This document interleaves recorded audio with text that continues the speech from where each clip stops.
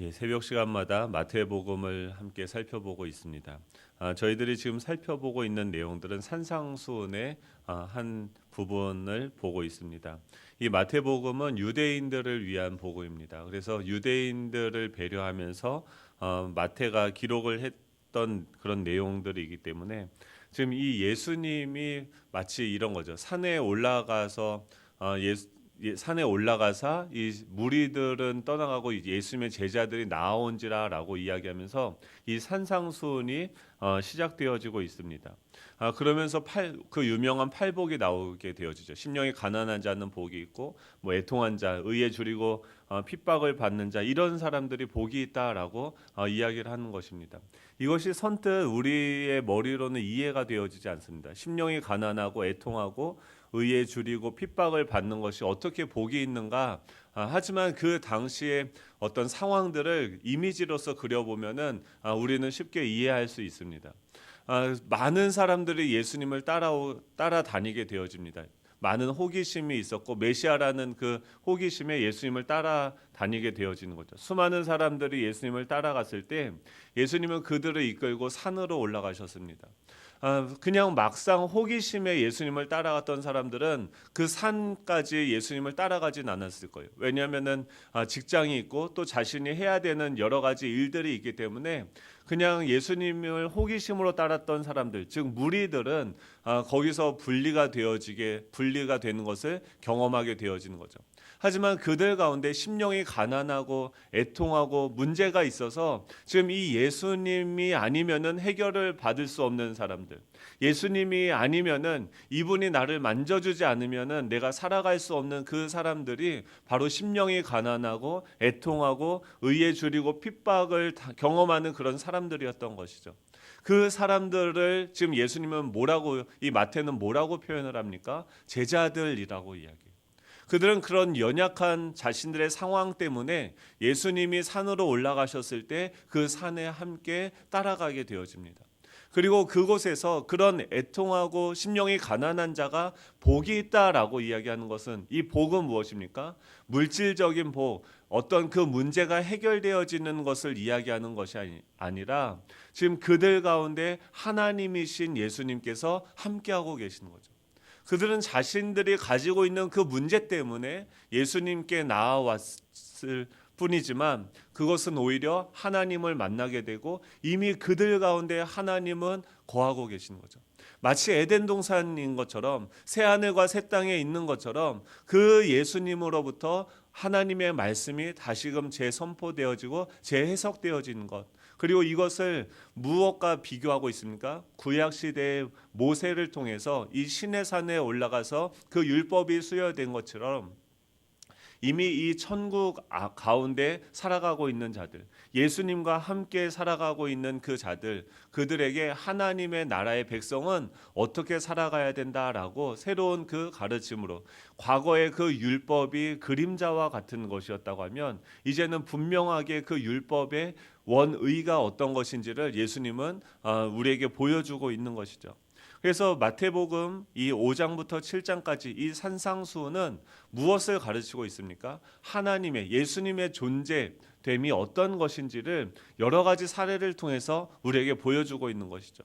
또 8장, 9장에서는 예수님의 기적적인 어떤 사역들을 마태는 모아놨습니다. 그것을 통하여서 그런 존재이신 예수님은 어떤 일들을 우리 가운데 행하시는가, 우리를 회복하시고 우리를 주님의 그 온전하심과 같이 우리를 회복시키시는 그 주님께서는 어떤 일들을 하고 계시는지 그분의 사역들을 이렇게 모아서 우리에게 소개하고 있습니다.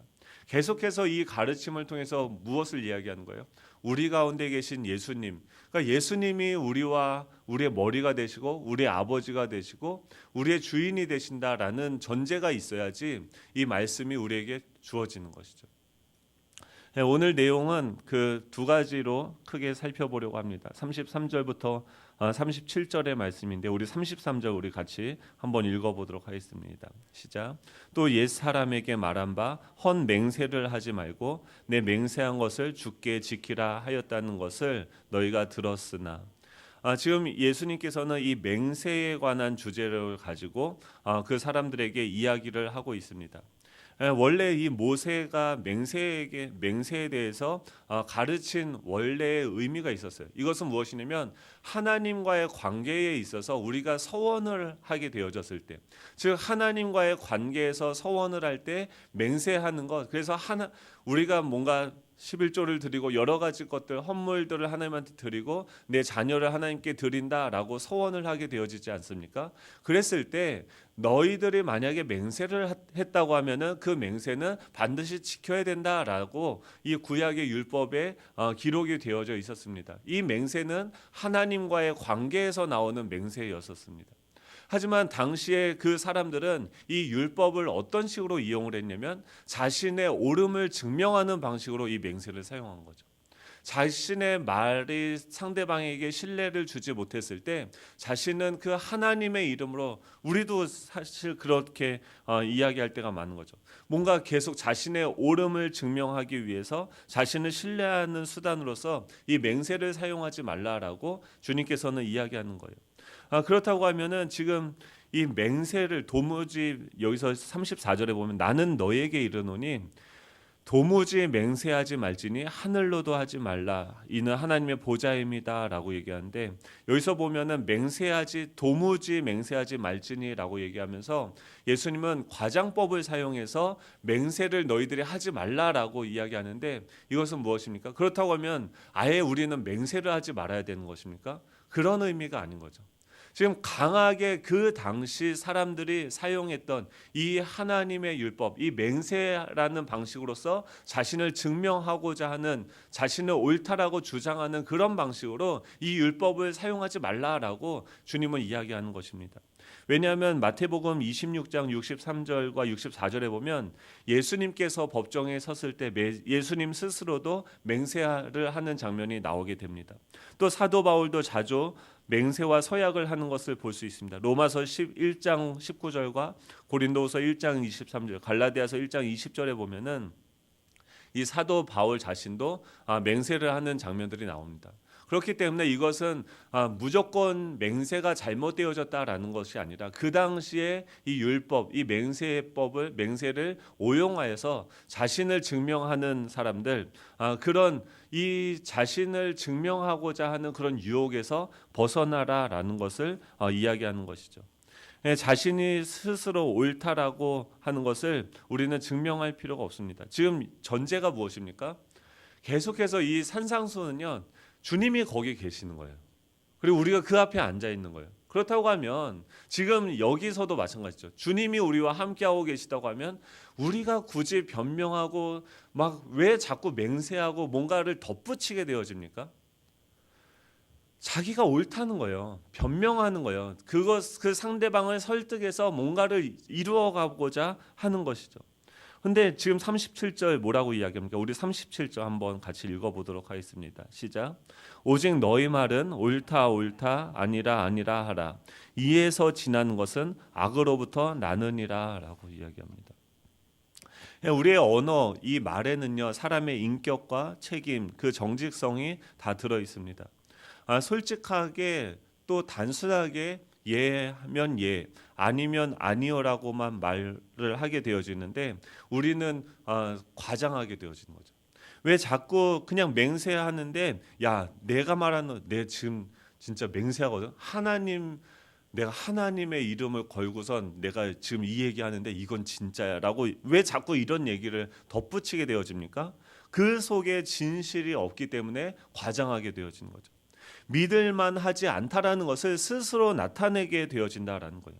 사실 우리가 두 가지 말만 잘 하면 됩니다. 예, 감사합니다. 아니요, 죄송합니다. 누군가가 나한테 당신은 뭐 이런 부분들이 잘못되어졌습니다라고 우리의 잘못을 지적해 줄 때가 있죠. 나를 비판할 때가 있죠. 그때 그들의 말이 기분은 상할 수 있지만 근데 거기서 그것을 받아들이는 게 쉽습니까? 어렵습니까? 쉽지는 않아요. 남들이 나의 잘못을 지적했을 때 내가 왜 그때 그렇게밖에 할 수 없었는지 우리는 변명하기 쉽죠. 근데 그럴 필요 없다라는 거예요. 그냥 그렇게 비판하면은 그들이 지적해 주는 것을 겸허하게 수용하고 예, 맞습니다. 감사합니다. 받아들이면 된다라는 거죠. 또한 우리에게 잘못된 것들을 어떤 주장하고 유혹하게 되어졌을 때 우리는 강하게 얘기하고 난 죽어도 안 되고 막 이렇게 얘기할 필요 없이 아닙니다. 죄송합니다라고 거절할 수 있는 능력이 우리한테 있어야 된다라는 거죠. 예하면 예하고 아니요라고 하면 아니요라고 이야기하는 거예요. 이 사람은 그런 사람들이 우리 주변에 많이 있죠. 우리 예수양남교회는 특별히 많이 있지 않습니까? 그렇죠. 그런 사람들 보면은 말을 많이 하지 않는데 신뢰가 가는 거죠. 그냥 예, 아니요라고 이야기하는데 그 말에 힘이 생기는 거죠. 계속해서 뭔가를 맹세하고 뭔가를 끌어들여서 자신을 증명하려는 그 유혹에 빠지지 말고 만약에 옳지 않다라고 하면 누가 증명해 줍니까? 하나님께서 증명하신다는 거예요. 반드시 진리는 드러나게 되어져 있습니다. 그렇다고 하면 하나님이 우리와 함께하고 계시다고 하면 우리의 말은 훨씬 더 간결해질 수 있는 거죠. 단순해질 수 있는 거죠. 예하면 예하고 아니라고 하면 아닌 것이죠. 하나님이 억울한 상황을 주신다고 하면 또 그것을 내가 변명하고 뭔가 하려고 하기보다 하나님보다 앞서가기보다 천천히 하나님을 신뢰하고 옳은 길을 가게 되어지면 오히려 우리의 진실이 더 하나님께서 더 아름답게 드러내는 방식으로 나타난다라는 것입니다. 하지만 이것에서 지나는 것은 악으로부터 쫓아서 난다라고 이야기하고 있습니다. 오히려 분명하고 책임감 있는 답변을 회피하고 그것을 넘어서 하나님의 권위를 빌어 구구한 맹세를 하는 것은 뭔가 허위와 위선에 따른 결과임을 본문은 이야기하고 있다라는 것입니다. 오늘 첫 번째 내용은 무엇입니까? 자기 증명의 자기 옳음의 유혹에서 벗어나고 하나님께서 나를 증명하시도록 하는 방식으로서 살아가야 된다라는 것입니다. 두 번째는 이 보복에 관한 내용들에 대해서 이야기를 하고 있습니다. 우리 38절부터 42절의 말씀인데요. 우리 같이 읽어보도록 하겠습니다. 시작. 또 눈은 눈으로 이는 이로 갚으라 하였다는 것을 너희가 들었으나 나는 너희에게 이르노니 악한 자를 대적하지 말라. 누구든지 내 오른편 뺨을 때리치거든 왼편도 돌려대며 또 너를 고발하여 속옷을 가지고자 하는 자에게 겉옷까지도 가지게 하며 또 누구든지 너로 억지로 오리를 가게 하거든 그 사람과 심리를 동행하고 내게 구하는 자에게 주며 내게 꾸고자 하는 자에게 거절하지 말라. 두 번째는 이 보복에 관한 주제로서 예수님께서 이야기를 하고 있습니다. 인간관계에서 계속해서 이것을 어떻게 정리할 수 있으면 인간관계에서 자신의 이익을 추구하기보다는 하나님의 영광을 나타내는 기회로 삼으라라는 것을 이야기하고 있습니다. 부정적인 상황을 이야기합니다. 또 눈은 눈으로 이는 이로 갚으라 하였다는 것을 너희가 들었으나라고 이야기합니다. 구약에서는 이런 법을 제공하고 있었습니다. 물리적인 손해를 입었을 때 이런 법을 사회적인 국가적인 사법제도가 그 당시 모세 시대에는 없었죠. 그래서 배상법이라든지 이런 어떤 물리적인 손해를 입었을 때 그런 사람들을 보호하고 이 사회적인 질서를 유지하기 위해서 처벌 조항으로서 형법상의 제도를 만든 것입니다. 그래서 물리적인 피해를 당했을 때 이러한 일이 반복되어지지 않도록 또 사회적으로 그런 것들을 규제하기 위해서 이런 법들을 만들었는데 그 당시 사람들은 이 법을 이용해서 어떻게 합니까? 자신의 보복을 정당화하는 수단으로서 합리화하는 수단으로서 이 법을 사용했다라는 것이죠. 그런 상황들에 대해서 지금 예수님께서는 39절에 이렇게 이야기합니다. 나는 너희에게 이르노니 악한 자를 대적하지 말라. 누구든지 내 오른쪽 뺨을 치면 왼쪽도 돌려대며라고 이야기합니다. 지금 예수님께서 율법을 주신 이유는 무엇입니까? 그 사회가 질서 있게 또 사람들이 나쁜 짓을 하고 남한테 해를 항하는 것을 억제하기 위해서 이 율법을 준 거예요. 근데 지금 이 사람들은 그것을 가지고 오히려 자신이 보복을 하고 남을 공격하는 데 정당하고 합리적인 어떤 그것을 합리화하는 수단으로서 이 율법을 사용하고 있기 때문에 그것이 아니라 이 율법을 주신 목적은 그들을 사랑하고 이 사회가 점점 이 하나님의 나라를 닮아가게 하는 방식으로서 우리가 인간 관계를 맺어야 된다라고 이야기하는 거죠. 왼쪽 뺨을 때린 오른쪽 뺨을 때린다라는 것은 무엇입니까? 그런 상황이 되어졌을 때, 내가 억울한 상황이 되어졌을 때, 39절에 예수님이 그것을 다시 재해석해서 뭐라고 얘기합니까? 나는 너에게 이르노니 악한 자를 대적하지 말라. 누구든지 내 오른쪽 뺨을 치거든 왼쪽도 돌려대며라고 이야기합니다. 지금 그런 상황인 거죠. 악한 자들을 우리가 직접적으로 대적하지 말라라는 거예요. 누구든지 오른쪽 뺨을 치거든, 지금 오른손잡이가 오른쪽 뺨을 때린다는 것은 이건 폭력을 행한다라는 것보다 손등으로서 오른쪽 뺨을 때리는 그 당시에 남들을 조롱하는 그런 행위를 이야기합니다. 모욕을 주는 그런 행위였었는데, 오른쪽 뺨을 치거든 왼쪽도 돌려대라라고 이야기하는 것은 그것을 전제로 하는 거죠. 그 당시에 이미 사회법이 있단 말이에요. 지금도 마찬가지죠. 저희들이 교통사고가 나면은 요새는 어땠습니까? 직접 그 사람하고 대면하지 말고 전화하면 되죠. 보험회사한테 전화하면 알아서 싸워주지 않습니까? 이 당시에도 마찬가지예요. 보복하지 말고 그 사회법이 있다는 건, 누가 너를 모욕하느냐? 그럼 왼쪽 뺨도 내밀라라는 거예요. 그것에 대해서 직접적으로 반응하고 그 사람들한테 보복하면, 홍콩 영화 보면 뭐합니까? 계속 우리는 보복을 낳고 계속 그 사회는 어떻게 되어집니까? 계속 폭력성이 양태되어지는 거죠.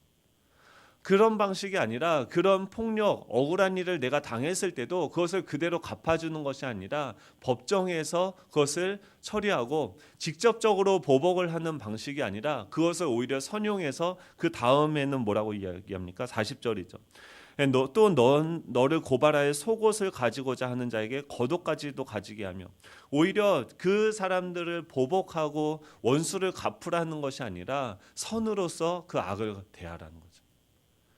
이것을 통해서 하나님의 존재론적인 특성을 나타내는 계기로서 사용하라는 거예요. 계속해서 이 하나님, 지금 왼쪽 뺨을 치면 오른쪽 뺨을 치면 왼쪽 뺨을 내미는 게 누구십니까? 하나님인 거죠. 그러니까 우리는 하나님의 백성이기 때문에 일반 백성들의 어떤 윤리를 뛰어넘는 하나님의 존재론적인 그 특성이 우리의 삶을 통해서 나타나야 되는 거죠. 우리의 성품을 통해서도요.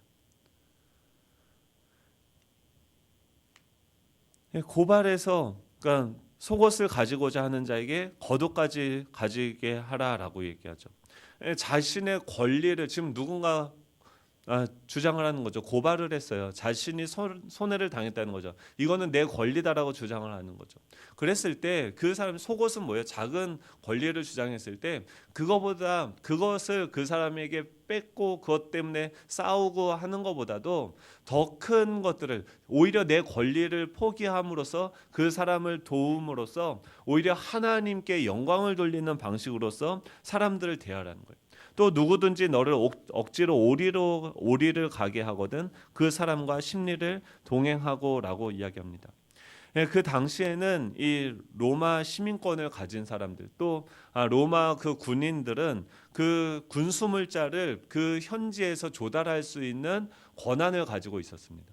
그래서 이 지나가는 사람한테 오리를 가자고라고 이야기하면, 지금 이것은 성인들의 약 1000보 정도 되는 거리인데, 그 거리를 가도록, 그러니까 로마 사람들이 오다가 그 피지배국에 있는 그 사람들한테 이야기하는 거예요. 지금 이 군수물자를 옮기는데 당신 도와주십시오라고 하면은 그 사람들의 그 노동력을 사용할 수 있는 권한들이 있었습니다. 그래서 구레네 시몬이 어떻게 됩니까? 지금 예수님의 그 형벌을 집행하는 그 과정에서 십자가를 지고 가는데, 그 옆에 있는 구레네 시몬한테 너가 이것을 좀 지고 가라라고 했을 때 그는 그냥 순종하게 되어지는 거죠. 그게 그 당시에 법이었더라는 거예요. 근데 그 오리를 가게 하거든 그 나라에서, 정부에서 그런 어떻게 보면 억울하고 어떻게 보면 그냥 무상으로 나의 노동력을 제공하는 것 아닙니까? 그런 억울한 상황이 생겼을 때도 그것을 불평하고 원망하는 것이 아니라 오히려 기쁜 마음으로써 그 사회를 도와줄 수 있는 그런 일들을 행하라는 것이죠. 내게 구하고자 하는 자에게 주며 내게 꾸고자 하는 자에게 거절하지 말라라고 이야기하죠. 예, 돈을 빌려달라는 사람한테 주라는 거예요. 그리고 거절하지 말라라는 거예요. 그러니까 이 계속해서 이 법을 이야기하면서 우리의 존재됨이 더 드러나는 방식인 거죠. 그럼 세상 사람들은 왜 자꾸 권리를 주장하고 뭔가를 이자를 따지고 계속해서 막 쪼잔하게 막 이렇게 합니까? 결핍이 그들을 지배하고 있는 거죠. 자기 생존적인 방식으로 스스로 자신을 생존하고자 하는 방식으로 살아가는데 그게 아니라는 거예요. 하나님의 백성이라는 것은 오히려 애통하고 가난하고 우리가 여러 가지 의에 줄이고 핍박을 당함에도 불구하고 그 풍성함이 우리를 지배하고 있는 거죠. 왜 그렇습니까? 지금 예수님이 우리와 함께하고 계시는 거죠. 그 제자들이 재산이 많았습니까? 뭐가 많았습니까? 사회적인 어떤 신분이 높았습니까? 교육을 많이 받았습니까? 그게 아니죠. 근데 금과 은이 없지만 예수님이 그와 함께하고 있기 때문에 오히려 주변 사람들에게 그냥 그들이 요구하는 어떤 권리를 주장했을 때 그냥 속옷을 준다고 달라고 했을 때 겉옷까지 주는 것이 아니라 우리는 어떤 것을 줄 수 있습니까? 영원한 생명을 줄 수 있는 거죠. 그들이 지금 그들의 신분적으로 사단의 지배를 받고 죽을 수밖에 없는 그들의 인생을 변화시킬 수 있는 그런 능력, 그 복음, 그 하나님의 나라의 생명의 풍성함을 가지고 있는 존재가 바로 우리라는 것을 인식하라고 예수님은 그 산 위에서 가르치고 있는 거예요. 너희는 그냥 저 산 밑에 있는 지금 이 사람들 보세요. 얼마나 가난하고 애통하고 문제 때문에 정말 삶에 찌들어서 왔는데 그 하나님의 말씀이 선포되어지는 거예요. 오히려 원수도 사랑할 수 있는 존재. 속옷을 달라는 사람한테 겉옷도 줄 수 있는 존재. 빌려달라고 하는데 그냥 얘따 가져라. 너 잘 먹고 잘 살아라. 너 그리고 예수님 믿어야 돼. 이야기할 수 있는 존재. 그게 바로 우리라는 거죠. 계속해서 이 산상수훈에서 이야기하는 건 뭡니까? 왜 이런 일들을 해야 합니까? 왜 원수를 미워하지 말고 원수를 사랑하고 왜 박해하는 자들을 위해서 우리가 기도해야 됩니까? 45절이죠. 우리 한번 같이 읽어볼게요. 보겠습니다. 45절입니다. 시작. 이같이 한즉 하늘에 계신 너희 아버지의 아들이 되리니 이는 하나님이 그 해를 악인과 선인에게 비추시며 비를 의로운 자와 불의한 자에게 내려주심이라. 아멘. 왜 그래? 너희들이 왜 지금 이해가 안 되는 거예요. 왜 우리가 이걸 자꾸 윤리적으로 접근하면 왜 우리는 이렇게 살아야 됩니까? 근데 예수님 뭐예요? 하늘을 보라는 거예요. 너희 아버지가 누구인지 보라는 거예요. 악인이든 선인이든 비를 내려주고 바람을 내려주는 그 하나님, 그 태양을 주시는 그 하나님, 오히려 자신을 죽인 그 사람들을 위해서 자신의 생명을 내어주신 그 주님이 너희 아버지시고 너희가 원래 그런 존재야 라는 것을 이야기하는 거죠. 우리가 그런 존재인 줄 믿으시기 바랍니다. 우리 아버지의 아들이 돼야죠. 우리 아버지의 딸이 돼야죠. 그러므로 48절 마지막에 결론을 이렇게 이야기합니다. 같이 읽겠습니다. 48절입니다. 시작. 그러므로 하늘에 계신 너희 아버지의 온전하심과 같이 너희도 온전하라. 아멘. 주님이 우리한테 원하시는 건 무엇입니까? 우리가 온전한 거예요. 누구처럼요? 하나님처럼. 오늘 기도할 텐데 계속 이걸 자꾸 너무 지엽적으로 생각하면 그러면은 속옷을 달라고 했는데 겉옷을 준다고 하면은 지금으로 어떻게 그럼 5만 원 달라고 하면 한 10만 원 정도 주면 되나? 자꾸 막 이런 식으로 가는 게 아니라 지금 이미 이때는 예수님이 물리적으로 함께하고 계셨죠. 근데 지금은 누가 계십니까? 부활하고 승천하셨던 그 주님이 성령을 주셔서 성령으로 우리와 함께하고 계시죠. 그렇기 때문에 그 순간순간마다 우리 안에 계신 그 주님께 묻고 그분의 존재가 우리의 삶을 통해서 드러나는 방식으로 살아가는 거예요. 이미 우리는요 죽어도 다시 사는 존재임을 예수 그리스도를 통해서 알게 되어졌습니다. 이미 하나님의 나라의 상속자가 되었다는 것을 우리는 알게 되었습니다. 우리는 죽으면 하나님의 나라가 오면 하나님 보좌 우편에 앉아서 오는 그 여러 세대 동안 영원토록 이 세상을 다스리는 그런 존귀한 존재가 되었다는 것을 이미 알고 있는 거죠. 그것을 이 땅에서 누리면서 살아가는 것이 이 산상수훈인 거죠. 이 존재됨을 누리고 살아가는 저와 여러분이 되면 좋겠습니다. 이 하나님의 백성이라는 전제로 살아갈 때 우리는 자기 증명의 유혹에서 벗어날 수 있습니다. 우리가 증명할 필요 없습니다. 예하고 아니하면 되는 거죠. 또 자기 권리를 추구하는 것이 아니라 손해 보더라도 하나님의 영광을 나타내는 존재로 살아가는 저와 여러분이 되시기를 간절히 소망합니다. 기도하겠습니다. 하나님 감사합니다.